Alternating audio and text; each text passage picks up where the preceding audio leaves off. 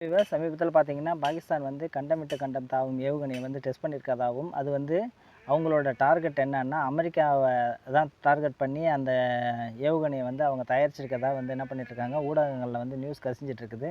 இத கேள்விப்பட்டவுடனே அமெரிக்காக்காரன் வந்து அவன்ட்ட கேட்குறான், "என்னடா ஏதோ கண்டம் விட்டு கண்டம் தாவும் ஏவுகணையெல்லாம் இது பண்ணியிருக்கே." "ஐயய்யா! ஐயோ! நாங்க அப்படிலாம் பண்ணல ஐயா, மன்னிச்சிடுங்க. இதெல்லாம் வந்து தவறான தகவல்." அப்படின்னு. "இல்ல நான் ஏதோ பார்த்தனே, வீடியோலாம் பார்த்தனே. நீ ஏதோ 2, 3 ஏவுகணையெல்லாம் பறக்க விட்டு காட்டிட்டு இருந்தியே வீடியோல." அப்படின்னா, "ஐயா நாங்க வருஷத்துக்கு ஒரு 5, 6 ஏவுகணை விடுவோம் ஐயா. அதில 3 நாள் தானாவே வந்து கடல்ல போய் விழுந்துரும். இருக்கிற ஒண்ணும் வந்து என்ன பண்ணும், கிளம்புறதுக்கு முன்னாடியே வெடிச்சிரும். இதெல்லாம் நாங்க இந்தியாவ மிரட்டுறதுக்காக இது மாரி அடிக்கடி பண்ணிட்டுருப்போம். அப்ப இந்த வந்த நியூஸ்லாம் வந்து பொய்யா?" "ஆமா ஐயா பொய்யி. எங்களுக்கு அந்த மாரிலாம் கிடையாது. நீங்க தான் எஜமான், படி எடுக்கிற எஜமான். தயவுசெய்து நான் எதுவும் தப்பாலாம் எடுத்துக்காதீங்க. அந்த மாரிலாம் எங்களுக்கு ஒரு எண்ணமும் கிடையாது.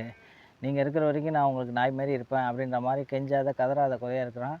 ஆக்சுவலா உண்மை நிலவரம் என்ன அப்படின்னு பார்த்தோம்னா, இவர்கள் என்ன பண்ணியிருக்கிறாங்க, ஒரு நியூஸ வந்து சவுதி அரேபியா ஊடகங்கள் மூலமா அமெரிக்காவுக்கு வந்து கசிய விட்டுருக்கிறாங்க. என்ன கசிய விட்டுருக்காங்க அப்படின்னா, கண்டமிட்டு கண்டம் தாவும் ஏவுகணைய வந்து இப்போதைக்கு எந்தெந்த நாடுகள்ட்ட இருக்குன்னா, America, Russia, India, China, Iran, வடகொரியா இந்த மாரி நாடுகள்ல தான் இருக்குது.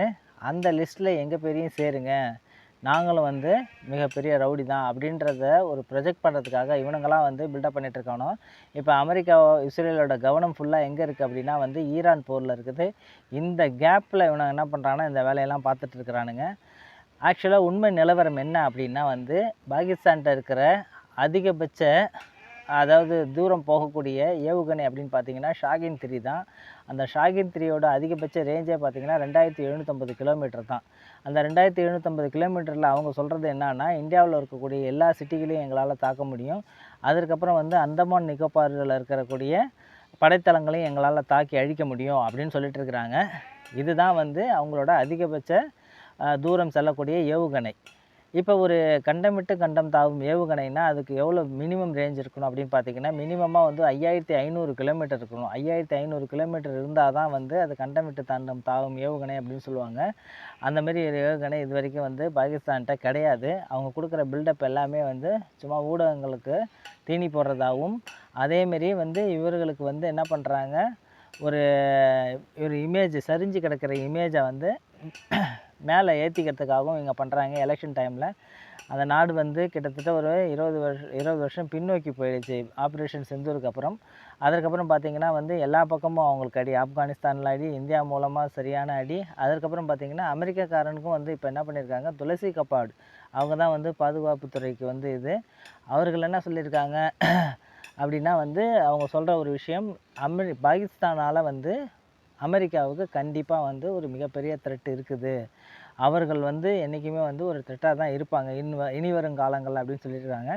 இதில இப்போ இவங்கள்ட்ட இருக்கிற 2750 கிலோமீட்டர் இத வச்சுட்டு கண்டம் விட்டு கண்டம் தாவ முடியுமா? கண்டிப்பா கிடையாது.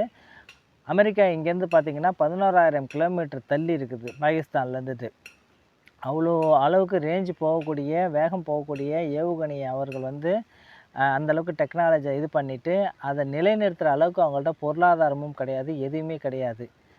அதனால வந்து இவர்கள் சொல்றது எல்லாமே வந்து பொலிட்டிக்கல் ஸ்டண்ட்டு. இவங்க என்ன பண்ணுறாங்க, சும்மா சும்மா இந்தியாவுக்கு வந்து வெறுப்பேத்துற மாரி, அந்த மாரி ஒரு விஷயங்கள தான் வந்து நியூஸ்ல கசிய விட்டுட்டுருக்குறாங்க.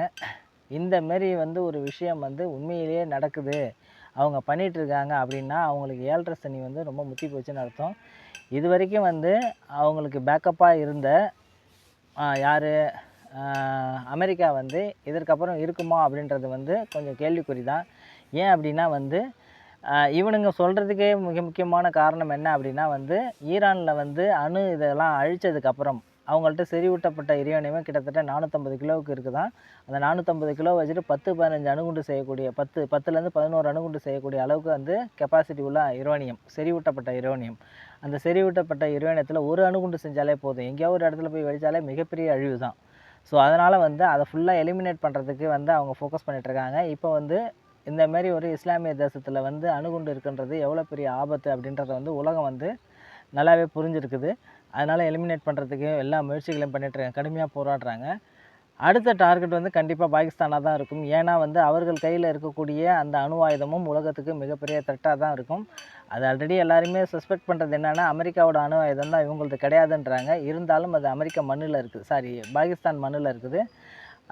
அது வந்து ஒரு மிகப்பெரிய ஒரு ஆபத்தான ஒன்று தான் உலக நாடுகளுக்கு, இந்தியாவுக்கு கிடையாது. அவங்க என்ன சொல்கிறாங்க அப்படின்னா வந்து, இதை நாங்கள் தயாரிக்கிற அணுகுண்டு எல்லாமே இந்தியாவுக்கு தான். நாங்கள் போட்டால் எல்லா அணுகுண்டையும் இந்தியாவில் தான் போடுவோம் ஒட்டுமொத்தமாக. வேறு எந்த நாட்டுக்காகவும் நாங்கள் டார்கெட் பண்ணல அப்படின்னா, இவர்கள் என்றைக்குமே நம்பிக்கைக்குரிய நபர்கள் கிடையாது.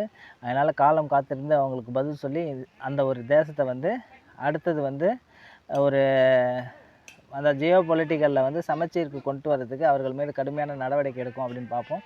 காலத்துக்காக வெயிட் பண்ணுவோம். ஜெய்ஹிந்த், நன்றி, வணக்கம். மீண்டும் ஒரு பதிவில் பார்ப்போம்.